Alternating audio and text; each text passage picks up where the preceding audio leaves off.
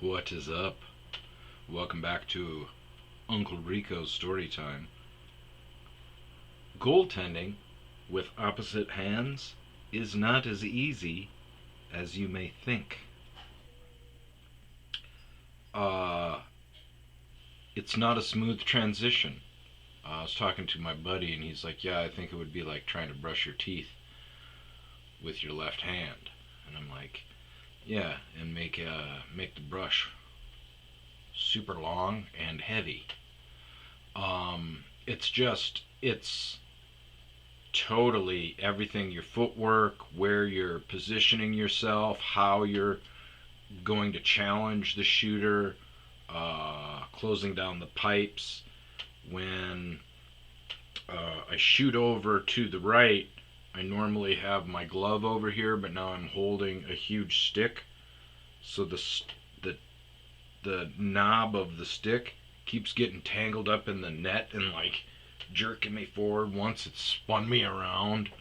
I was getting cooked out there last night. I had a late night hockey practice session. I've switched hands because of my recent hand surgery. If I make a glove save over here, it hurts bad. And I've got like a 6 to 8 month recovery time.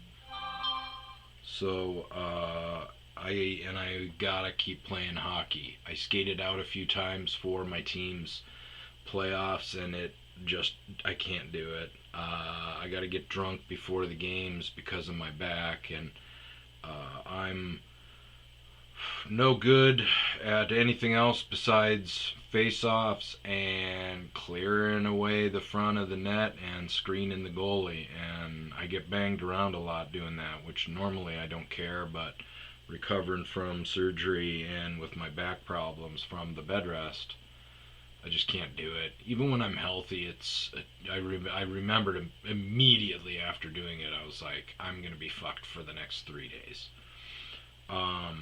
And it was pretty much all week, to the point where I didn't think I could skate in our playoff game. And then, man, I woke up the next day and I was like, oh, thank God we lost.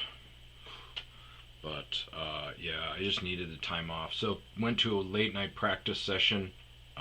Drove to the wrong rink. It's the second time I've driven to that rink. The first time was for the VA hospital appointment, where I met the crazy gypsy lady, and I think I have finality on that too. I'm going to figure out how to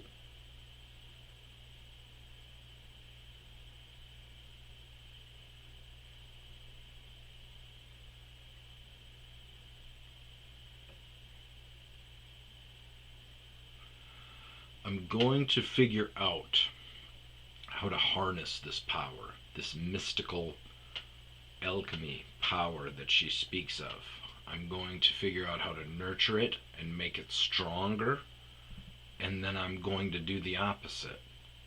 Because what she described and what we talked about, the problem with the technology, reading people, ending up alone, all of that stuff, being unlucky, if that's the price that it costs to be more in tune with the universe, I'm gonna pass on that. It just seems like unless you can, you're so freaking cute. Unless you can like actually conjure up magic and or have a legitimate pursuit to attain the Philosopher's Stone. For those of you that don't know the Philosopher's Stone, it's kind of like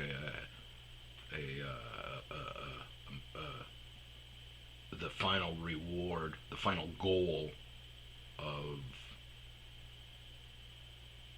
not wizardry, but like alchemy, is to attain the Philosopher's Stone, and that's not really a stone at all. It's usually an elixir, but it's pretty much trying to figure out how to become a better person, turn yourself from lead to gold, cure sicknesses, that kind of thing. Um, Unless you have a legitimate chance to get that, then what's the frickin' good? You know, I'd rather not. I'd rather be blissfully ignorant. Like in this case, I would take the black pill, whatever the pill is that sends me back into the matrix. I would take. I'd be like, I would rather be have all of the bad luck and the you know the recluse, the the being able to read people. Like she was like, you're gonna end up alone. Like when she went on this rant. If you didn't watch my last podcast, I had a lady tell me that I'm a wizard. Um, but she told me all of this stuff, bing, bing, bing, bing, bing, that was like all spot on. And when she was like, she said, I hate to tell you this, but if you're married, it's not gonna work out because people that have altered alchemy end up alone. You always end up alone. You're just loners. And I'm like, yeah, I've had one girlfriend. I'm alone with my two dogs. That's it. And she's like, yeah, that's the other thing, is an affinity towards animals and nature. And I'm like, okay. So, and then we talked a little bit about that. But she said, the reason you're alone is because you read people. You see ultimately what they want from you. If they're lying, if they're hiding from you, if they're annoyed with you. And I'm like, Jesus Christ. Yeah. I mean, this is all stuff that a lot of people have. It's all just reading body language.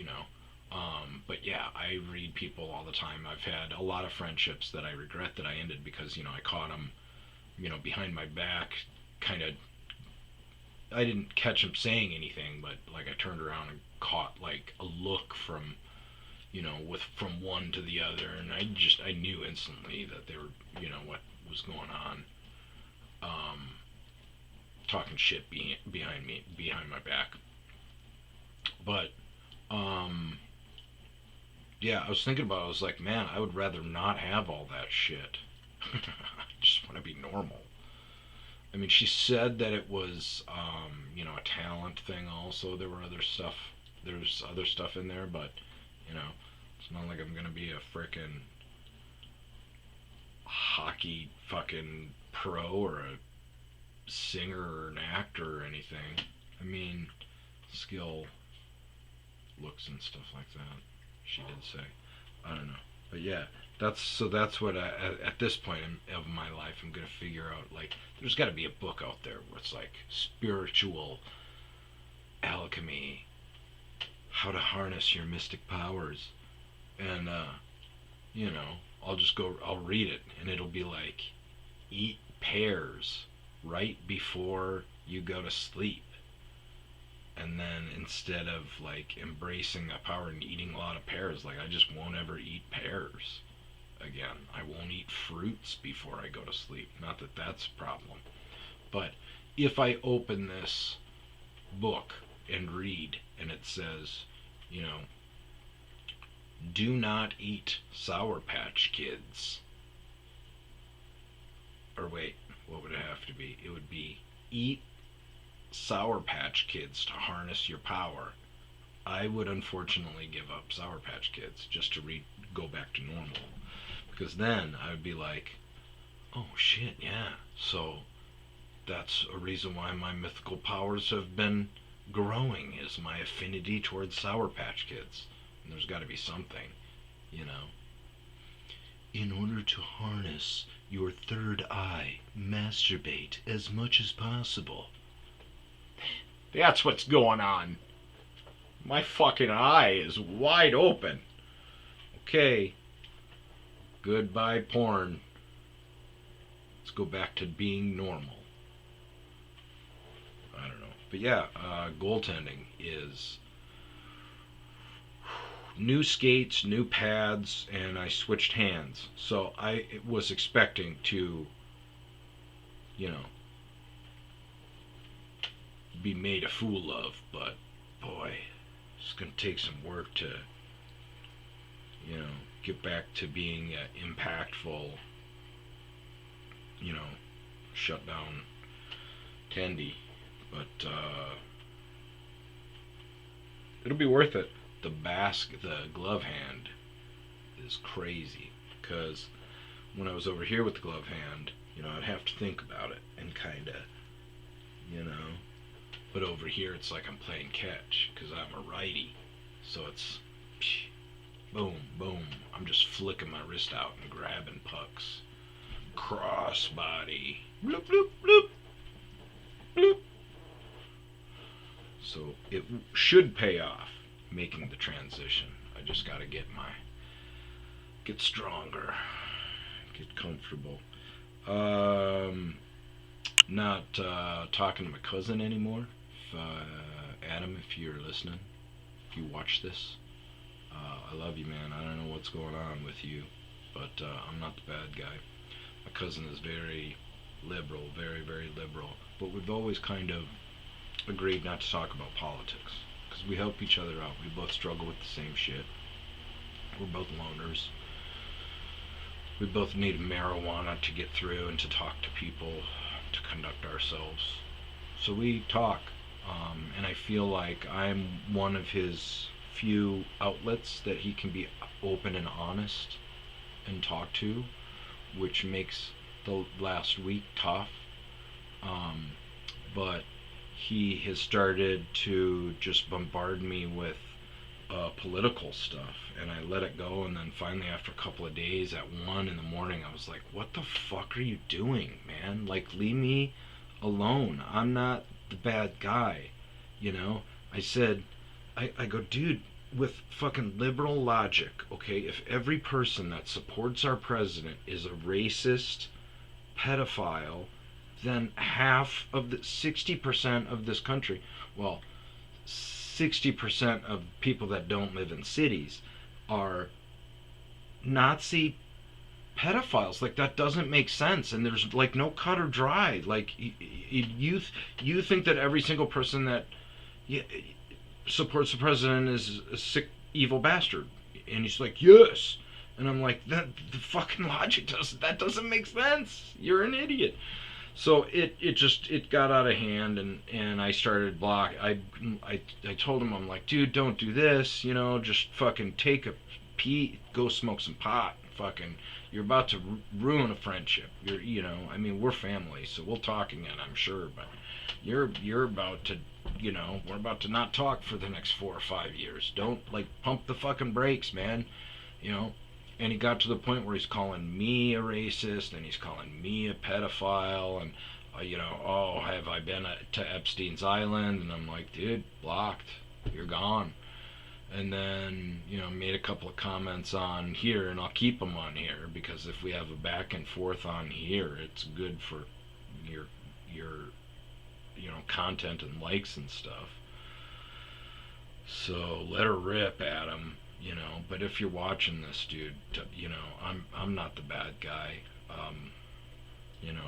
Whatever you're going through, I hope you get through it, and I hope people are looking out for you. But yeah, so I had to block him on everything. It was funny because I told him, I was like, my last voice message I left him, I was like, dude, I'm not kidding you, one other text that's political and not an apology, and you are blocked. And we do not talk or text for at least 3 or 4 years. So it's, just a warning that that's going to be the next. You're not getting under my fucking skin. You're not pushing my buttons. That's the immediate. And he didn't do anything for a day, and then when I was at the at my hockey session last night, I come back, I get out of there, and he's like, he'd watched one of my podcasts, and like, yeah, you're judgmental, like, you're just being mean again. So, that's when I blocked his number. I was like, all right, you're not, I told you it's the same fucking thing. Don't think that you're like getting around on a fucking technicality. Um, yeah, if you're trying to push my buttons for something, if you're trying to vent and make me the bad guy, I'm not. And I won't fucking stand for it, because you fuckers are insane. Fucking insane, man. You're going out to fucking cops, blowing whistles, shooting fucking bottle rockets at them, screaming at them, throwing shit at them. And then you're going up and instigating a fight. So you're taking a thing that has been going on since George Bush, okay, and through 3 Democratic presidents, 3 full terms of Democratic presidents. This has been going on. So it's been going on for 20 some years. The same fucking way, too. Nothing has changed. Okay? So you're seeing this happen. You're making it a more dangerous situation. And then you're picking a fight with cops that have already been on record for going to extremes when dealing with stuff like this. What the fuck do you think is going to happen? And now you morons are bringing your fucking kids out there and getting kids involved. The teachers are now getting kids involved. A kid in like Santa Fe or some shit just got ran over by a car because a kid was in a street. You should be fucking ashamed of yourself. Whatever teacher fired up those kids to get them to go stand in the fucking street, you should be fucking ashamed of yourself.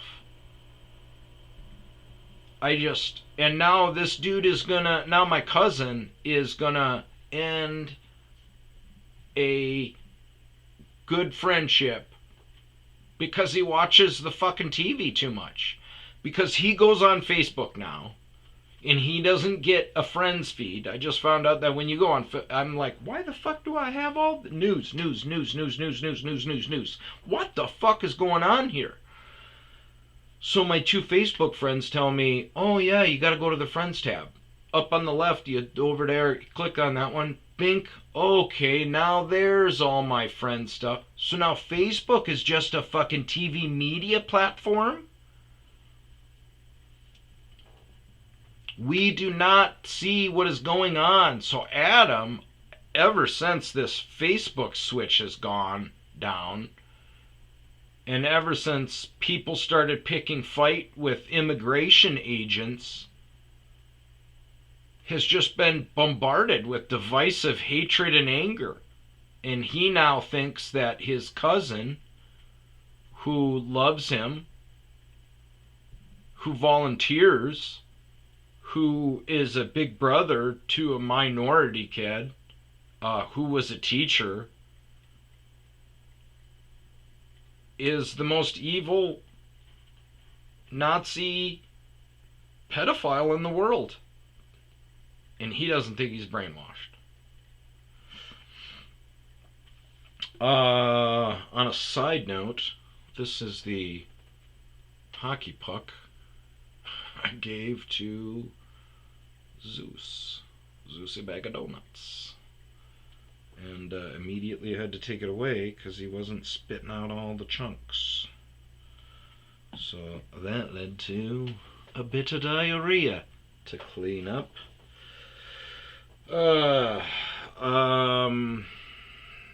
Curb Your Enthusiasm. If you haven't watched Curb Your Enthusiasm, I got home last night and I've been binge watching this show. I never watched it because I found Larry David annoying. I know that the show Seinfeld, which I'm a big fan of, was based on his, but I just always thought he was annoying and pretentious and self-absorbed and everything. But this show is hilarious. He has zero filter when dealing with the public and stuff, so he says stuff to people he's like, right, isn't that a little bit righteous, I mean, you talk about volunteering, but it's just champagne socialism. You just sit here and talk about stuff like that. Um, but there was a show, the last episode. He thinks he's adopted. He finds out he's adopted. He thinks he's adopted. And so, if you don't know Seinfeld, Larry David, Curb Your Enthusiasm. Larry David is a tall, skinny, balding Jew with glasses. He's rich. Um, he doesn't change a tire. He doesn't. He's very. Seinfeld is based off of him. So that stuff where you see Jerry Seinfeld like throwing his belt away because it was in the bath. It touched the floor of the bathroom. Like there's an episode where he's like, "Oh, that's the end of that," and he just throws away in the garbage. That's Larry David. So in this episode, it is so funny. He finds out he's adopted, and he says, "Well, hey, so what is the last name? What is their last name?" And the private investigator says, "Oh, so and so," and he's like, "So and so? That's English." And the investigator was like, "Yeah, they're members of the so and so whatever church. I forget what branch." But so Larry David goes, "I'm a Gentile," and the private investigator is like, "Yeah, it looks like that." And he goes, "I'm a Gentile." And so then the next thing is a montage of,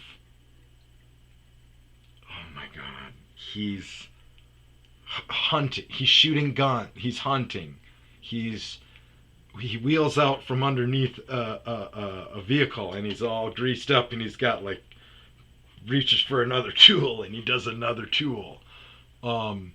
He's sitting around drinking beers. He's in church singing like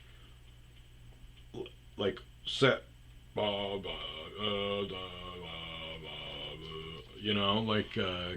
like Catholics do. Um, but the funniest one, and it's the last thing, is he's sitting at a dinner table, and he looks off camera, and he goes, and the lady pours a big glass of milk, and he just grabs it and he chugs it. I thought it was so funny. Oh, the whole thing is absolutely fucking brilliant. It's just a great show. Uh, I'm tired. This practice session got. Do I got bags under my eyes? This practice session got done at 11 o'clock. I didn't get home. Then couldn't shut down. Watched a bunch of clips. What is that dude's name? James Donald Forbes McCann. Oh my god. Reminds me of Eddie Izzard, but holy shit, he is the funniest comedian out there that you haven't heard of right now. If you're looking for a laugh, check out James Donald Forbes McCann. Hilarious. He's Australian. Reminds me of Eddie Izzard. Just super witty, funny. Yeah, really, really good stuff. Um, but yeah, that's what's been going on in my neck of the woods. I think I'm gonna take a time out off Facebook. I have taken a time out on all the social stuff. Not really a timeout, but just trying not to get on there because I know what they're doing. Um, Man, there is just not a good social media thing out there that is positive at all. Is there? I can't think of anything. It's all, hey, we'll reward you for negativity, um, anger, hate. arguing on comments, racism on comments, no holds barred on comments. I have been called a Mayo skin. That is getting popular. I thought that's still funny as shit. What did somebody call me the other day? A White Walker? I'm a White Walker. It's less ingenious. Um, yeah. All right. Like, share, subscribe, because yeah, there is charity stuff coming. I gotta do that. I can't think of anything else, so I guess this is goodbye. Or should I say peace out? Peace out. Much better.